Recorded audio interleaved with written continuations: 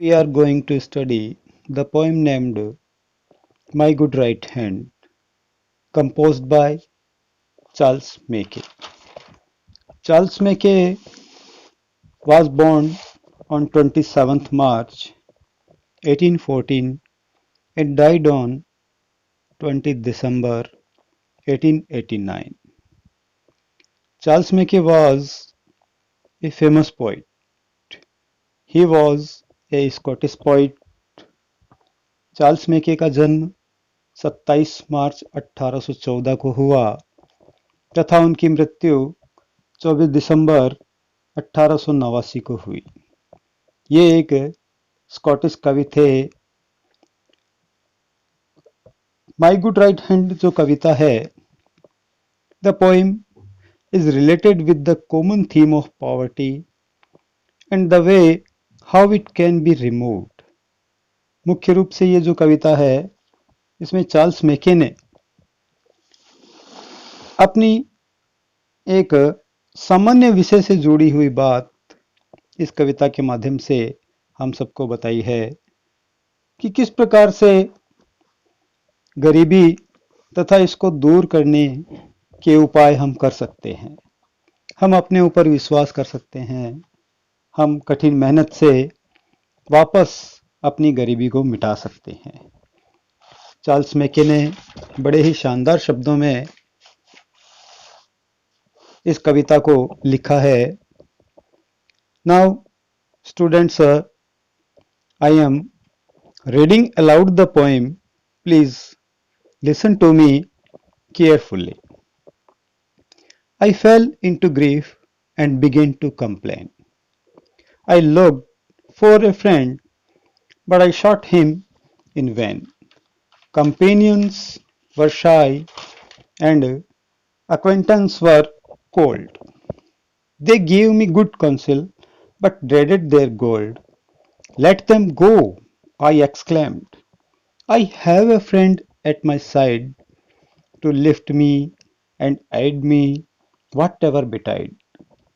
To trust to the word is to build on the sand. I will trust but in heaven and my good right hand. My courage revived and my fortunes despite, and my hand was as strong as my spirit was light. It raised me from sorrow, it saved me from pain, it fed me, it clad me again and again. The friends who had left come back everyone, and darkest advisers looked bright as the sun. I need them no more, as they all understand. I thank thee, I trust thee, my good right hand. I hope आपने इसकी reading समझी होगी। आप भी इसकी एक model reading लगा लेंगे तो बहुत अच्छा होगा।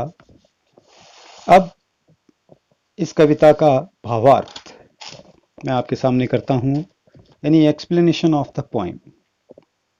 आई fell into grief and begin to complain.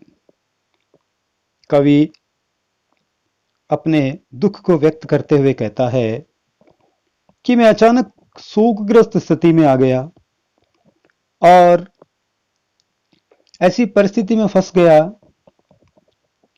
कि मैंने अपनी दुख की जो स्थिति थी उसकी शिकायत करनी प्रारंभ कर दी। I looked for a friend but I shot him in vain. जब मैं इन परिस्थितियों में फंस गया, लोगों से शिकायत करनी शुरू कर दी, तो मैंने एक ऐसे मित्र की तलाश करनी शुरू की जो कि मेरी सहायता कर सकता है, लेकिन ऐसे मित्र की तलाश बिल्कुल व्यर्थ सिद्ध हुई। कंपेनियंस वर शाय। मेरे जो साथी थे वे मुझसे दूर होने लगे, मुझसे कतराने लगे। And acquaintance were cold. और मेरे जो चिर परिचित मेरे परिवार के जो लोग थे वह मेरे प्रति उदासीन हो गए। They gave me good counsel but dreaded their gold. उन्होंने मुझे बहुत अच्छी अच्छी सलाह तो दी, लेकिन अपना धन, रुपए, यहाँ पर जो गोल्ड बताया गया है वह धन को या रुपए को बताया गया है, अपने उस धन के प्रति वे सजग हो गए, यानी कहीं मैं उनसे रुपए पैसे की सहायता तो न मांग लूं। Let them go, I exclaimed. Let them go, I exclaimed. I have a friend at my side. मैंने चिल्ला करके कहा, उन्हें जाने दो। मैं क्रोध से चिल्लाया और मैंने जोर से कहा कि उन्हें जाने दो, मेरे पास ही एक मित्र है जो मुझे मेरी सहायता करेगा। To lift me and aid me whatever betide, कि जो कुछ भी हो जाए भले ही, वह मुझे इस दुख से उठाएगा, वह मुझे सहारा देगा। To trust to the word is to build on the sand. इस पंक्ति में कवि ये कहना चाहता है कि इस संसार पर विश्वास करने का अर्थ यह है कि हम कहीं कोई इमारत बनाने वाले हों और उसका आधार केवल मिट्टी ही हो, यानी ऐसे लोगों पर विश्वास करने का मतलब है रेत पर महल का निर्माण करने जैसा होता है। I will trust but in heaven and my good right hand. कवि ने जोर लगा करके कहा कि अब मैं केवल विश्वास तो करूंगा, लेकिन केवल ईश्वर पर विश्वास करूंगा, वही मेरे अच्छे मित्र हैं, और मेरा जो दाहिना हाथ है वह मेरा अच्छा मित्र है। कवि यहाँ पर माई गुड राइट हैंड का कहने का मतलब है कि वह कठिन परिश्रम करेगा, कठिन मेहनत करेगा। कवि ईश्वर की कृपा और कठिन परिश्रम पर विश्वास करने का निश्चय कर लेता है। माई करेज रिवाइव्ड इन माई फॉर्च्यून डिस्पाइट। कवि यहाँ पर कहता है कि अपने दुर्भाग्य में बुरे दिनों के बावजूद भी मेरा हौसला है वह पुनः जागृत हो गया।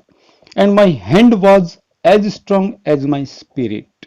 और कवि यहाँ पर यह कहता है कि मेरा हाथ, यानी मेरा जो कठिन परिश्रम है, वह जितनी मेरी मन स्थिति प्रसन्न थी, उतना ही मेरा कठिन हाथ, मेरा मजबूत हाथ है, मेरा कठिन परिश्रम है। अर्थात मैंने पूरी शक्ति और परिश्रम के साथ काम किया है, मेरी मन स्थिति प्रसन्नता से परिपूर्ण रही है। And my hand was as strong as my spirit was light, it raised me from sorrow. कवि कहता है कि इसने, मेरे कठिन परिश्रम ने, मेरे दाएं हाथ ने मुझे दुख से ऊपर उठाया। It saved me from pain, इसने मुझे उस दुख दर्द से बचाया। It fed me and clad me again and again. कवि दोबारा ये कहता है कि उस मेरे कठिन परिश्रम ने, जो मैंने पूरी शक्ति लगा करके जो परिश्रम के साथ काम किया था, उस काम ने मुझे शौक तकलीफों से ऊपर उठा दिया। यानी वह बार बार उसे इस प्रकार से उसका पालन पोषण करता है। उसने उसको वस्त्र पहनाए, बार बार में उसको इन परिस्थितियों से बाहर निकाला। The friends who had left came back everyone. और वह जो मित्र मुझे छोड़ करके चले गए थे, यानी जब मैं दुख भरी स्थिति में था, गरीबी की स्थिति में था, तो मेरे जो मित्र थे वह मुझे छोड़ करके चले गए थे। And darkest advisers looked bright as the सन।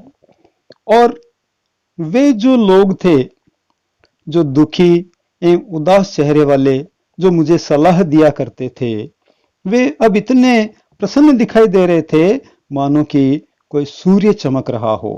अब वह मेरी कठिन परिश्रम पे मुझे जो परिणाम मिला, मैं मेहनती हो गया, मेरे पास धन आ गया, मैं वापस अमीर हो गया, तो जो लोग मुझे सलाह दे रहे थे उनके चेहरे सूर्य के समान चमकने लगे।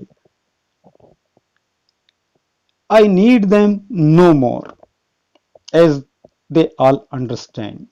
और कवि यहाँ पर कहता है कि अब मुझे उन लोगों की जो केवल सलाह दे रहे थे उस समय, मेरी उन्होंने किसी प्रकार सहायता नहीं की, मेरी दुख विपरीत परिस्थितियों में मेरी किसी भी प्रकार की सहायता नहीं की, अब मुझे उनकी कोई भी आवश्यकता नहीं है। और कवि यह भी कहता है एज दे ऑल अंडरस्टैंड, जैसे कि वे सब इस बात को समझ गए होंगे।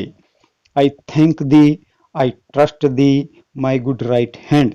कवि अपने दाएं हाथ पर विश्वास करता है तथा उसे धन्यवाद देता है क्योंकि उसी के सहारे वह कठिन परिश्रम कर सका, स्वयं के भाग्य को बदल सका था। इसलिए कवि बार बार में ये कहता है कि मैं तुम्हें धन्यवाद देता हूँ मेरे अच्छे दाएं हाथ, मैं तुम्हारा ही विश्वास करता हूँ और तुम्हें ही धन्यवाद देता हूँ। आशा करता हूँ इसका भावार्थ आपको समझ में आया होगा। धन्यवाद। थैंक्स।